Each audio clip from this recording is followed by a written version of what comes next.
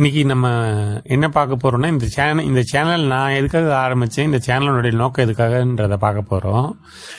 இந்த சேனல் பார்க்குறவங்க, புதுசாக பார்க்குறவங்களா இருந்தாலும் ஒரு ஸ்கிப் பண்ணாமல் பாருங்க. இந்த சேனலில் என்ன கண்டென்ட் இருக்குன்றதை நான் அதில் சொல்லிடுறேன்.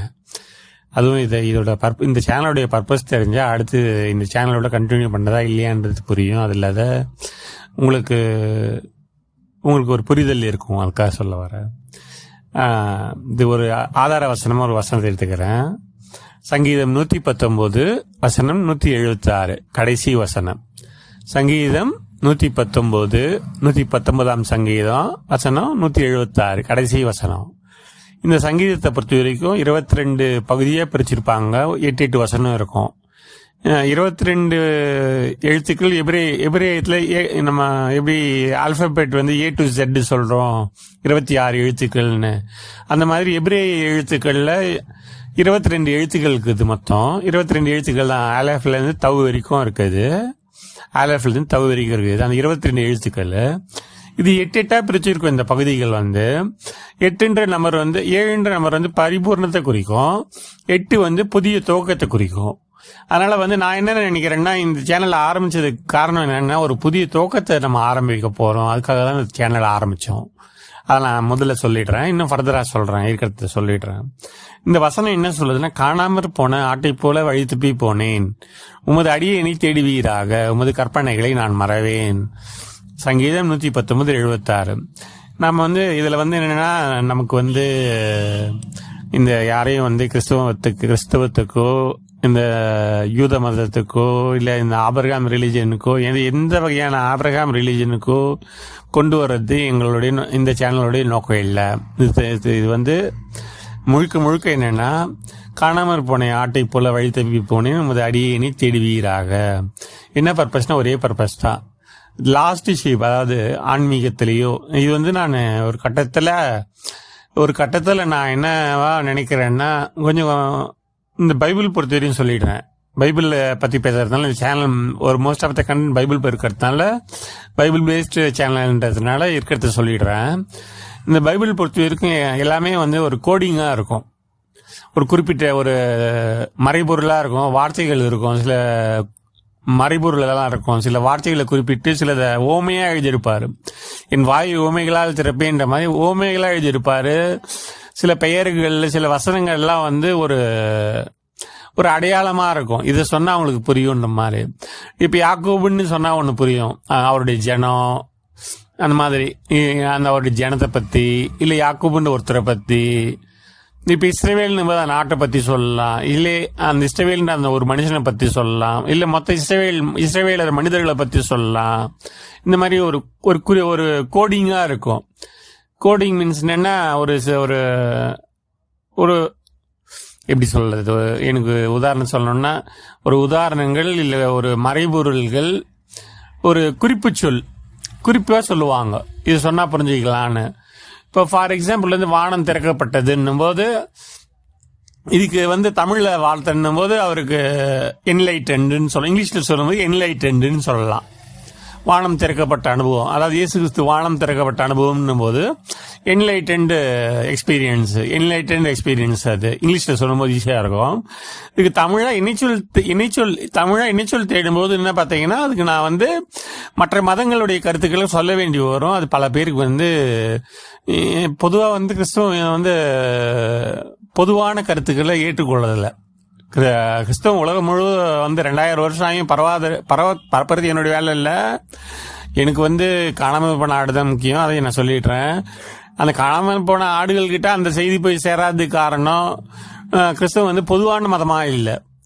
அதாவது this is the only way அப்படின்றதுனால பல பேர் நம்மள இந்த மதத்தை மதம்ன்ற ஒரு வட்டத்துக்குள்ள வந்துட்ட பிறகு ஏதோ ஒண்ணுத்தை உயர்த்த முடியாது. அப்ப மற்றது தாழ்வாக சொல்ற மாதிரி ஆயிடும். அந்த மாதிரி இப்ப நடைமுறையில் இருக்கிற எல்லாருமே அந்த வழியிலே கொண்டு போறாங்க. எனக்கு அந்த வழி தேவனும் விருப்பம் இல்லை, எனக்கு விருப்பம்னு இல்லை, எனக்கு விருப்பம்னு இல்லை. நம்ம விருப்பத்தை நான் என் விருப்பத்தை உங்ககிட்ட திணிக்கணும்னு அவசியம் இல்லை. அதுக்கான தளமும் இது கிடையாது. உங்க நேரத்தை வீணடிக்க வேண்டிய நிர்பந்தத்துக்கும் நான் ஆளாகக்கூடாது. என்னுடைய நேரத்தை போல உங்க நேரம் கோல்டை விட ப்ரீஷியஸ். இப்போ இருக்கிற தமிழ்நாட்டில் இருக்கிற கோல்டோடைய ரேட்டை விட, இந்தியாவில் இருக்கிற கோல்டோட ரேட்டை விட உங்களுடைய நேரம் வந்து பொண்ணானது, காலம் பொண்ணானதுன்னு சொல்றது மாதிரி. அது போல வந்து எனக்கு என்னன்னா, ஆன்மீகத்தில் ஒருத்தர் வந்து இந்துவா இருந்திருப்பாங்க, கிறிஸ்டினா மாறி இருப்பாங்க, திரும்ப இந்துக்கு போயிருப்பாங்க. இந்த மாதிரி பல வகையான மதங்கள்ல ஆன்மீகத்தில் முன்னேற முடியாம தடைப்பட்டவங்க. எனக்கு யாருன்னா வழிகாட்டுவாங்களா, எனக்கு யாருன்னா வந்து தெளிவாக விளக்கம் சொல்லுவாங்களா, யாராவது வந்து விளக்கி சொல்லுவாங்களா, இந்த வசனம் எப்படிப்பட்டது, இந்த வசனத்துடைய இப்போ இந்த வசனம் எப்படிப்பட்டது, இது எப்படி படிக்கணும், இந்த பைபிள் எப்படி படிக்கணும்.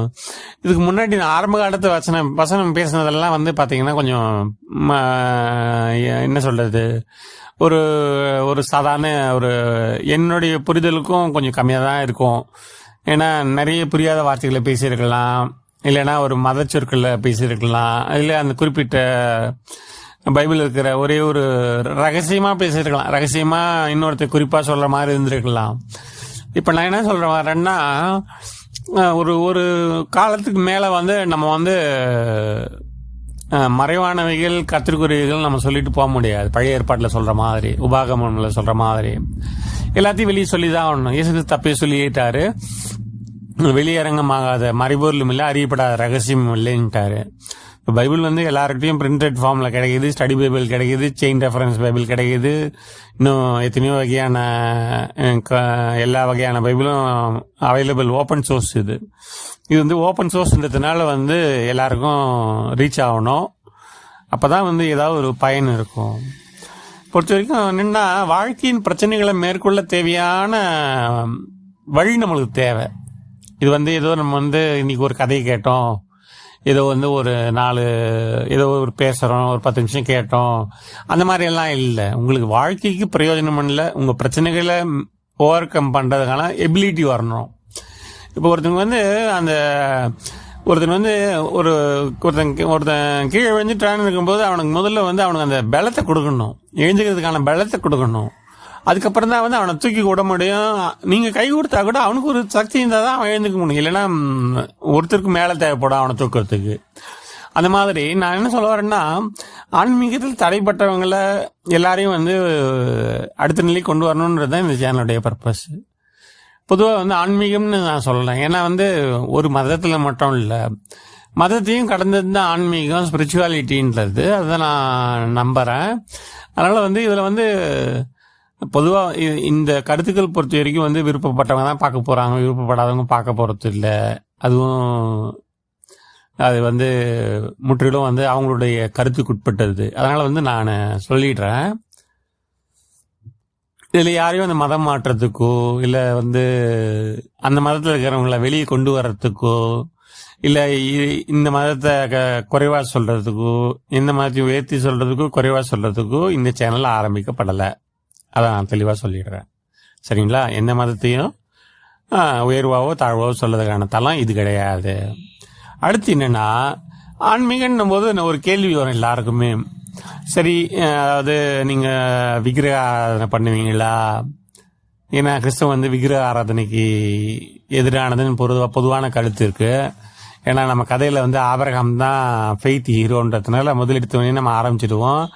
ஆபிரகாம் வந்து அவங்க அப்பா சிலை செஞ்சுன்னு இருந்தாரு, இவர் வந்து அதை எல்லாத்தையும் உடச்சி போட்டாரு. இப்படிதான் நம்ம ஆரம்பிச்சு கொண்டு வரோம். ஆனா அது வந்து எந்த வகையிலும் வந்து நியாயமா சரிப்படலை எனக்கு. ஏன்னா வந்து எடுத்த உடனே இந்த ஆரம்பத்துல ஒருத்தருக்கு ஒரு கருத்துக்களை சொல்றது வந்து எதுவுமே உடன்பாடு இல்லை. ஏன்னா பைபிள்ல வந்து இது நீங்க வந்து எபிரேய பேக்ரவுண்ட்ல சொல்றீங்கன்னு நான் நினைக்கிறேன். அதாவது இதை கேட்டு பாஸ்டா தான் நான் உங்களுக்கு சொல்றேன், பாஸ்டுக்காக சொல்றேன். நீங்க வந்து பைபிள்ல வந்து ஆபிரகாம், தேராகு இந்த மாதிரி எல்லாம் சொன்ன போது வரைக்கும் அவர் வந்து ஏதோ ஒரு அன்னோன் ரிலிஜன்ல இருந்தாரு. மற்றபடி நீங்க வந்து அவருக்கு ஒரு கதை கட்டி, ஏன்னா இது நாங்கள் ஹிஸ்டரி பேக்ரவுண்ட்ல கொண்டு வரோன்னும் போது நான் ஒரு கேள்வி கேட்பேன். அப்ப இயேசு கிறிஸ்து வந்து 12 வயசுல வந்து அவருடைய வாழ்க்கை வரலாறு, 12 வயசுல அவருடைய கதை நிறுத்தப்படுது. திரும்ப 30 வயசுல அவருடைய வரலாறு ஆரம்பிக்கப்படுது. இடைப்பட்ட காலத்துக்கு எதனா வரலாறு இருக்குதா? அவர் எந்த தேசத்துக்கு போனாருன்னு வரலாறு இருக்குதா? அவர் எந்த பயிற்சி செஞ்சாருன்னு வரலாறு இருக்குதா? அதாவது இதெல்லாம் வியூகத்துக்கு அப்பாற்பட்டது, ஒரு அனுமானம் தான், ஒரு கெஸ்ட்ல சொல்லலாம். இந்த இந்த யூத வரலாறு எழுதும்போது அதுக்கு இணையா மற்ற நாடுகளில் எழுதப்பட்ட வரலாறு கிடைச்சாதான் அவர் வந்து எங்க போனாருன்றது கிடைக்கணும் நம்மளுக்கு. அதனால வந்து அந்த 18 வருஷத்துக்கே உங்களுக்கு வரலாறு சொல்ல முடியல. அதாவது ஆபிரகாமுடைய காலம் எப்போ, இயேசு கிறிஸ்துவோடைய காலம் எப்போ பாருங்க. இயேசு கிறிஸ்துவோடைய காலத்துல ஓரளவுக்கு வரலாற்று பின்னணியெல்லாம் எழுதக்கூடியவங்க எல்லாம் இருக்காங்க. கிரேக்கர்கள்லாம் வளர்ந்தவங்க இருக்காங்க. புத்த மத துறவிகள்லாம் அதாவது புத்த மதம் வந்து கிறிஸ்துவுக்கு முன்னாடி 500 வருஷத்துக்கு முன்னாடி எஸ்டாப்ளிஷ் ஆயிடுச்சு. புத்தருடைய கருத்துக்கள்லாம் நம்மளுக்கு இன்னைக்கு கிடைச்சிருக்கும் போது இயேசு கிறிஸ்துவோடைய அந்த 18 வருஷ கருத்துக்கள் வந்து நம்மளுக்கு கிடைக்காம இருக்கிறது மறைக்கப்பட்ட ஒரு விஷயம்னு சொல்லுவேனே தவிர அது நம்மளுக்கு இல்ல, கிடைக்கலன்னு சொல்ல முடியாது. அது காலம்தான் பதில் சொல்லும். அதையே நான் சொல்லிடுறேன். அது போல எல்லா வகையான ஆன்மீகத்திலையும் இது ரிலிஜனுக்கு அப்பாற்பட்டது இந்த சேனல். அதை நான் சொல்லிடுறேன். எனக்கு வந்து இதை நான் தீர்மானமாக இருக்கேன். அதையும் சொல்லிடுறேன். அவங்கவுங்க கருத்துக்கு அவங்கவுங்க இதில் நான் கமெண்ட் ஆஃப் பண்ணி வச்சிருது. அதனால தான். ஏன்னா இதெல்லாம் விவாதத்துக்கு உட்படுத்த விரும்பலை, நான் எதையும் விவாதிக்கவும் விரும்பலை. அவங்கவுங்களுக்கு யாராக இருந்தாலும் சரி, அவங்கவுங்க அம்மாவுக்கு வந்து அவங்கவுங்க வளர்க்குற பிள்ளை தான் வந்து பெருசு. அவங்க பேரண்ட்ஸ்க்கு அவங்கவுங்க பசங்க தான் பெருசு. எனக்கு பிடிச்சிருக்கிற தலைவன், எனக்கு பிடிச்சிருக்கிற கட்சி, எனக்கு பிடிச்சிருக்கிற மதம், எனக்கு பிடிச்சிருக்கிற ஆன்மீகம், எனக்கு பிடிச்சிருக்கிற நாடு, எனக்கு பிடிச்சிருக்கிற மொழின்னு இப்போ எல்லா விதத்துலையும் எனக்குன்னு நமக்கே வந்து ஒரு சாய்ஸை ஃபிக்ஸ் பண்ணிக்கின்னு நம்ம எந்த ஒரு டிட்டாச்மெண்ட்டும் இல்லாமல் நம்ம வந்து எல்லாத்துலையும் ஒரு பிடிமான வச்சுன்னு ஆன்மீகத்தில் நம்ம பயணிக்க முடியாது. ஒரு கிறிஸ்தவத்தில் பயணிக்க முடியாது. கிறிஸ்து என்ன சொல்றாரு? எல்லாவற்றையும் விட்டுவிட்டு அனுதினமும் தன் சிலுவை எடுத்துக்கொண்டு என்னை பின்பற்ற கடவன்னாரு. சிலுவை மட்டும் தான் நம்ம எடுக்கணுமே தவிர சிலுவை கூட வந்து ஏதோ பிசிக்கலான உட்டு கிடையாது. அதை ஞாபகம் வச்சுக்கோங்க. எதுவும் பிசிக்கலான உட்டு கிடையாது. இது மரத்தை தூக்கின்னு போகணும்னு சொல்லலை. நம்ம வாழ்க்கை பாரங்களை சுமந்துக்குன்னு என்ன பின்பற்றிவான்னு சொல்றாரு. அது போல உங்களுடைய வாழ்க்கை பாரமே பெரிய சிலுவைங்க. அதை முதல்ல ஞாபகம் வச்சுக்கோங்க. இதில் குழப்பமான ஆன்மீகத்துக்குள்ளே நீங்கள் போக தேவையில்லை. குழப்பமான ஆன்மீகம்னா ஆன்மீகத்தினால வந்து நம்ம வந்து குழம்பி போகக்கூடாது. அப்படி இருக்கிறவங்க ஒரு காலகட்டத்தில் தெளிவடையணும், பயம் நீங்கணும். ஆன்மீகத்தை பொறுத்த வரைக்கும் பயம் நீங்கணும். அந்த பயம் நீங்கினா தான் வந்து அந்த ஆன்மீகம் வந்து பரிபூர்ணப்படும். அந்த பயம் நீங்கினா தான் அதில் இருக்கிற கருத்துக்களை வந்து உங்களுக்கு ஒரு சரியான இன்டேக் கிடைக்கும். இப்போ பாருங்க, ஒரு ஸ்டூடெண்ட்டுக்கும் ஒரு டீச்சருக்கும் ஒரு பயம் இருந்துச்சுன்னு வச்சுக்கோங்களேன், அவனால் அந்த சப்ஜெக்டில் கடைசி வரைக்கும் அந்த மார்க்கை கம்ப்ளீட் பண்ணி சென்டம் எடுக்கவே முடியாது.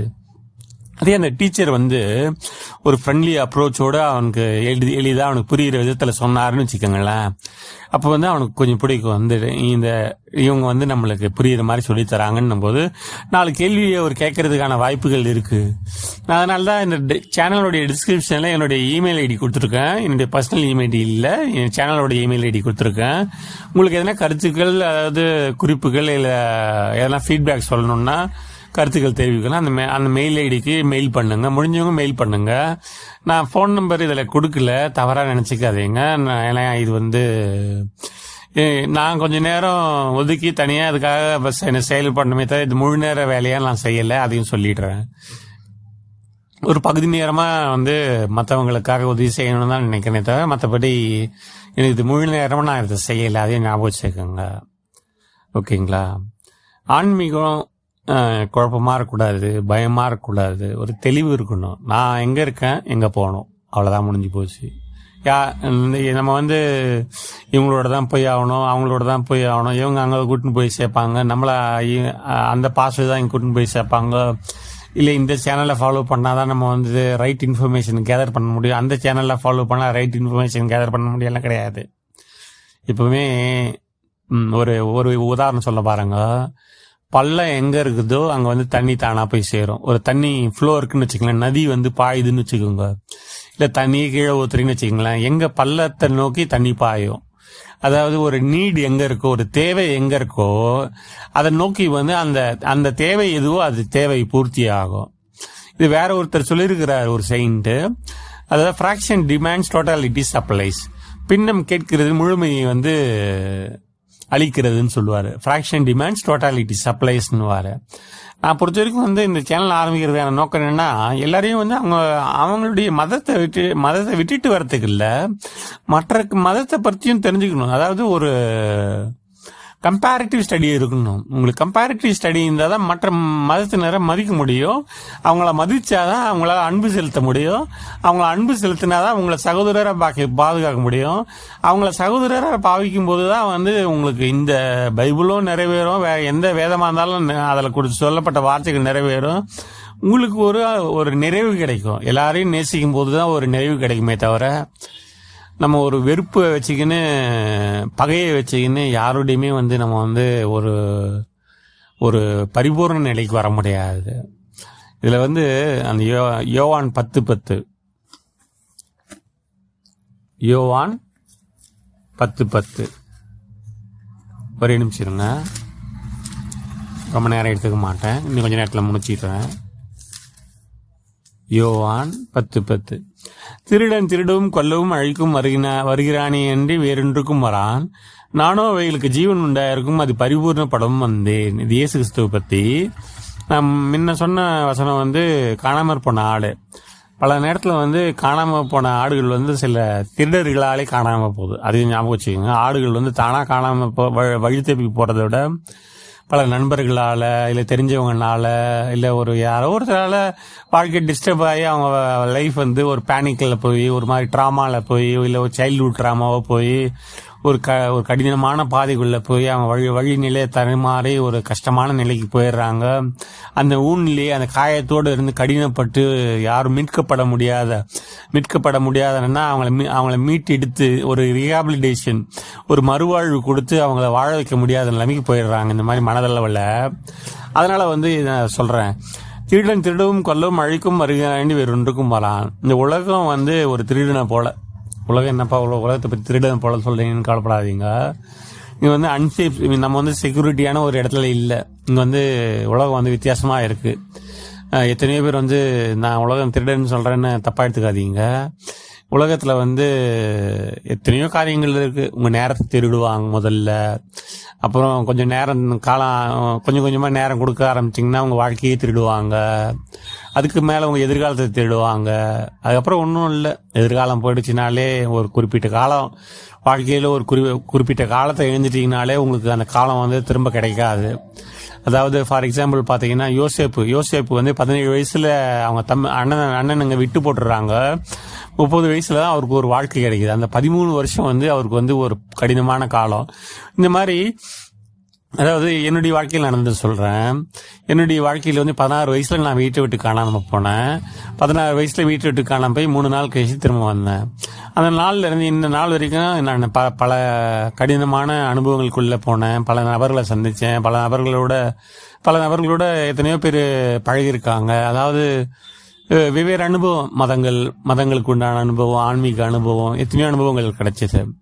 இதில் நான் ஏன் வந்து கிறிஸ்துவை பற்றி சொல்கிறேன்னா, எனக்கு கிறிஸ்துவை பற்றி மட்டும் பசங்க கேட்கணும்னு எனக்கு அதை மாத்திரம்னு இல்லை, மற்ற மதங்களை பற்றியும் நான் பேசுவேன். அது ஃபியூச்சரில் அதுக்கு தனியாக சேனல் தனியாக ஆரம்பிக்கலான்னு இருக்கேன். ஏன்னா இதில் வந்து எதுவும் தனியாக ஒரு பிளேலிஸ்ட் ஆரம்பித்து என்னால் எதையும் டீட்டெயிலாக பேச முடியாது. ஃபோக்கஸ்டாக வந்து என்னன்னா, அதாவது தமிழ், நீங்கள் ஒரு விளக்கம் சொல்லிடுறேன் ஒரு சிம்பிளான ஒரு அண்டர்ஸ்டாண்டிங்க்கு. இப்போது ஒரு தமிழ்வாதியார் இருக்கிறான்னா என்ன பண்ணுவாங்கன்னா, அவர் தமிழ் மட்டுமே ஹேண்டில் பண்ணுவார். அவர் ஹிஸ்டரியோ இல்லை சயின்ஸோ இல்லை சோஷியல் சயின்ஸோ இல்லை மேக்ஸோ இல்லை இங்கிலீஷோ ஹேண்டில் பண்ண மாட்டார். மோஸ்ட்லி வந்து இப்படி தான் மாஸ்டரை டீச்சரை எல்லாரும் எதிர்பார்க்குறாங்க. இப்போ ஒரே ஒரு மாஸ்டர் இருக்காருன்னு வச்சுக்கோங்களேன். ஒரே ஒரு மாஸ்டர் இருக்கார். அவருக்கு தமிழும் தெரியும், இங்கிலீஷும் தெரியும், மேக்ஸும் தெரியும், சயின்ஸும் தெரியும், சோஷியல் சயின்ஸும் தெரியும்னா அவர் டீச்சரை அக்செப்ட் பண்ணிக்க மாட்டாங்க. எங்களுக்கு வந்து அது வேணா டியூஷனாக அக்செப்ட் பண்ணிக்குவாங்க. டியூஷன் வேற, ரெகுலர் ஸ்கூல் வேற. அதாவது இவங்க எப்படின்னா, இவங்க ரெகுலர் ஸ்கூல் ஒன்று வச்சுக்குவாங்க, ஸ்கூலில் டியூஷனாக இதை பார்ப்பாங்களே தவிர ரெகுலர் பேட்டர்னில் இருக்கிற ஸ்கூலாக பார்க்க மாட்டாங்க. அதனால் சொல்ல வரேன், அது தனித்தனியாக அது பாட்டுக்கு நீடு இருக்கிறவங்களுக்கு அந்தந்த காலத்துக்கு தேவைக்கு ஏற்ற மாதிரி அந்த நீடு சந்திக்கப்படும்ன்றது என்னுடைய ஒரு கருத்து. இதில் பார்த்தீங்கன்னா ஒன்று சொல்ல பாருங்க, இந்த எல்லாமே இந்த பூமி வந்து சூரியனை சுத்தி வருது, நிலா வந்து பூமியை சுத்தி வருது. இந்த சூரியன் பிளாக் ஹோலை மையமா வச்சுன்னு இந்த பால்வழி அண்டத்துல ஒரு சுழல் பாதையில போயின்னு இருக்கு. இந்த மாதிரி இருக்கும்போது நிலையான ஒன்றத்தை பார்த்து நம்ம நோக்கி போயினே இருக்கணும். எதுக்கு சொல்ல வரேன்னா, நம்ம வந்து ஒரே நிமிஷம், எதுக்கு சொல்ல வரேன்னா, நம்ம வந்து நிலையா ஒரு பிடிமானம் நம்மளுக்கு தேவை. நான் சொல்ல வர கருத்து மன்னிக்கும், என்னால் இதுக்கு மேலே எதுவும் பேச முடியலை, எனக்கு கொஞ்சம் கஷ்டம் இருக்கு. நான் என்ன சொல்ல வரேன்றதை ஓரளவு சொல்லிட்டேன்னு நினைக்கிறேன். இதுக்கு மேலே நான் பேசணும்னு அவசியம் இல்லைன்னு நினைக்கிறேன். ஓரளவுக்கு நான் அந்த ஜீவன் பரிபூர்ணப்படணும். நான் லாஸ்ட்டாக 2 வார்த்தை சொல்லிடுறேன், 2 வார்த்தை சொல்லி முடிச்சிடுறேன். இந்த சேனலோட நோக்கம் ஆன்மீகத்தில் தடைப்பட்டவங்க, அவங்க எந்த மதத்தவங்களா இருந்தாலும் சரி, அவங்களுக்கு விரைவில் வந்து பேரலான கருத்துக்களை இணைக்கிறதுக்கு பார்க்குறேன், வார்த்தைகளை சேர்க்கறதுக்கு பார்க்குறேன். அவங்களுக்கும் கருத்து புரிகிற மாதிரி சொல்கிறதுக்கு என்னெல்லாம் தகுதிப்படுத்தி கொள்கிறேன், அதை நான் சொல்லிக்க விரும்புகிறேன். அதாவது தடைப்பட்டவங்க அடுத்த நிலைக்கு வரணும். அதுக்காக தான் வந்து நம்ம வந்து மனுஷ வாழ்க்கையை வாழறோம். ஏதோ வந்து 10வது ஃபெயில் ஆனாலும் நம்ம கவர்மெண்ட் வந்து ஒரு அதே இயர்லேயே ஒரு எக்ஸாம் வச்சு நம்மளுக்கு வந்து அடுத்த காலேஜ் கிடைச்சி அடுத்த உடனே ஏற்கனவே ஜெயிச்சு போன அந்த மனிதர்களோட ஜாயின் ஆகி போயிடும்ல. அந்த மாதிரி வந்து வாழ்க்கையில் தோல்வி அடைஞ்சு பல பின்தங்கி போன நிலையில ஏதோ ஒரு காரணத்தினால, ஆன்மீகத்தினால மட்டும் இல்லை, ஏதோ ஒரு காரணத்தினால பின்தங்கி போனவங்க வந்து திரும்ப அந்த ரேஸ்ல போய் ஜாயின் பண்றதுக்காக, நான் ஏன் ரேஸ்லன்னு சொல்றேன்னா, திரும்ப அவங்க வாழ்க்கையை ஆரம்பிக்கணும், ஒரு மறுவாழ்வு பெற்று அவங்க ஆரம்பிக்கணும். அவங்களுக்கு யூனிக்கான பாதை இது. ரேஸ்ன்னா வந்து ஞாபகம் வச்சுக்கோங்க, வாழ்க்கைன்றது ஒரு யூனிக்கான பாதை. அவங்கள போல நீங்க வாழ தேவை, உங்களை போல அவங்க வாழ தேவை, யாரை போலையும் நம்ம வாழ தேவையில்லை. உங்களுக்கு எது பிடிச்சிருக்கோ அதை நீங்க தான் தீர்மானிக்க போறீங்க. அது இல்லாத உங்களுக்கு உண்டானதை நீங்க தான் தேர்ந்தெடுக்க போறீங்க. கடவுள் வந்து இந்த மனுஷனை அந்த விதமா படைச்சிருக்கிறார். அதனால ஞாபகம் வச்சுக்கோங்க, உங்களுக்கு உண்டானதை நீங்க தேர்ந்தெடுக்கணும். அது வந்து எந்த கருத்துக்களா இருந்தாலும் அது உங்களுக்கு திணிக்கப்படக்கூடாது. நான் பல வகையில திணிக்கப்பட்டு தான் நான் சில கருத்துக்கள்லாம் வந்து ஏற்றுக்கொண்டேன் ஆரம்பத்தில். அதனாலதான் இந்த சேனல் நான் ஆரம்பிச்சேன். எதையுமே திணிக்க கூடாது. ஒரு 1 நிமிஷம் பாக்குறாங்களா, பிடிக்கலையா அவங்க போய் நேர்ந்துருவாங்க இல்லையா. சில பேர் வந்து என்ன சொல்றாரு பார்க்கலாமே, ஒரு தடவை கேட்டு பார்க்கலாமேன்னு வருவாங்க, ஃபுல்லா பார்ப்பாங்க, பிடிச்சிருந்தா பார்ப்பாங்க. அந்த மாதிரி சொல்ல வரேன். இது வந்து ஏற்றுக்கொள்கிறது உங்களுடைய சுதந்திரம், முழு சுதந்திரம் உங்க கையில இருக்கு. அதாவது இயேசுவை ஏற்றுக்கொண்டாதான், இல்ல வந்து இது கடைசி வாய்ப்பு, இந்த மாதிரி எல்லாம் என்னால பயமுறுத்த என்னால முடியாது. எனக்கு தெரியாது, எனக்கு அந்த வேலையும் இல்லை, அந்த கட்டாயத்துல நான் இல்லை.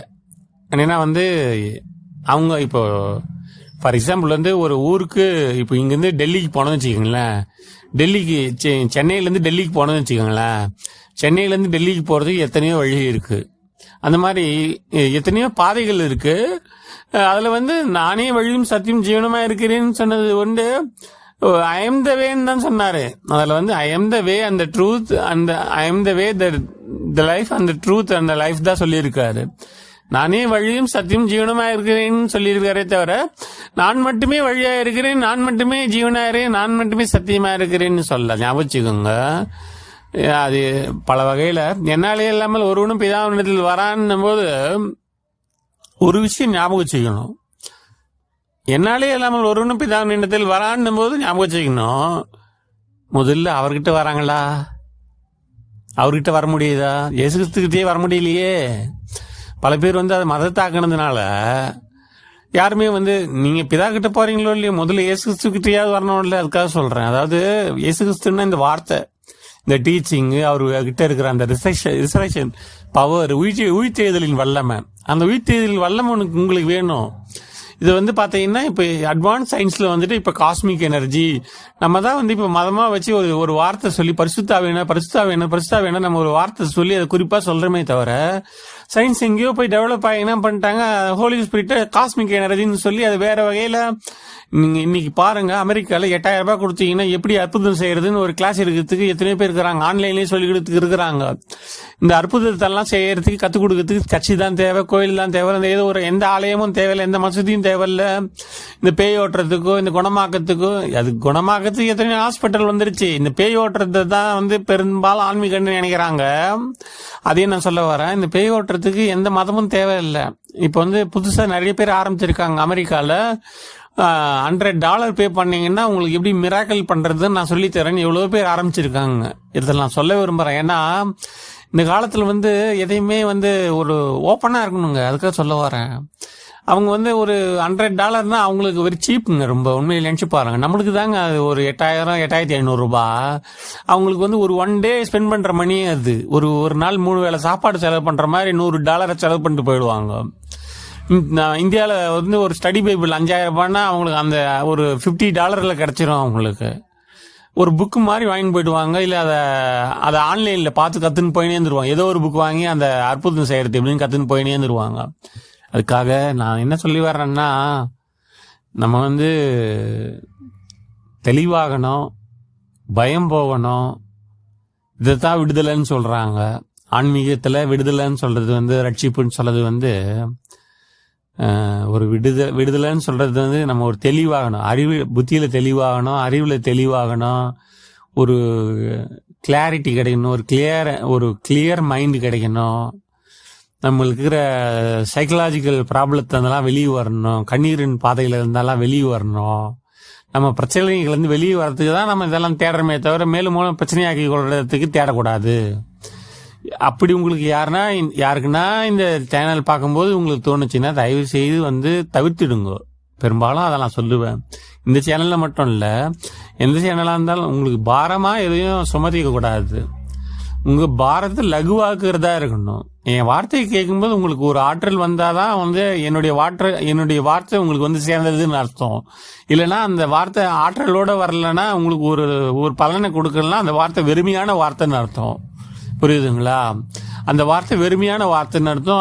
அது எந்த மதத்தை பற்றி பேசினாலும் சரி, எந்த கடவுளை பற்றி பேசினாலும் சரி, கொடுக்கப்படுகிற வார்த்தை கொடுக்கப்படுகிற செய்தி கேட்கிறவர்களுக்கு பிரயோஜனமாக உண்டாகணும். பிரயோஜனம் உண்டானாதான் அது பயனுள்ள வார்த்தை. எதுவும் ஒரு சயின்ஸ் பாடம் நடத்தி ஒரு 100 பேர் இருக்கிற ஸ்டூடெண்ட்ல ஒரு 90% அவங்க ரிசல்ட் பார்க்கணும். இல்லை 100 அவுட் ஆஃப் 100 பார்க்கணும் ரிசல்ட். 100 அவுட் ஆஃப் 100 ஃபெயில் ஆகக்கூடாது. பலன் இல்லாம நான் பலன் சொல்றது உங்களுக்கு வரணும்னு சொல்ற பலன், எனக்கு வரப்போற பலனை பத்தி இல்ல. அதை கடவுள் எனக்கு தேவையானதை ஒரு வேலையோ ஒரு தொழிலோ கொடுத்து என்ன நடத்த போறாரு, அது அப்பாற்பட்டது. உங்களுக்கு கேட்கிறவருக்கு பிரயோஜனம் உண்டாகணும். அது மட்டும் தான் நோக்கம். சரிங்களா? மென்மேலும் தொடருவோம். இருக்கிறவங்களுக்கு என்னால் முடிஞ்ச உதவிகளை செய்கிறேன். நான் ஒரு கிளாரிட்டி கிடைக்கட்டும். மேலும் பைபிள் இருக்கிறத பார்ப்போம்.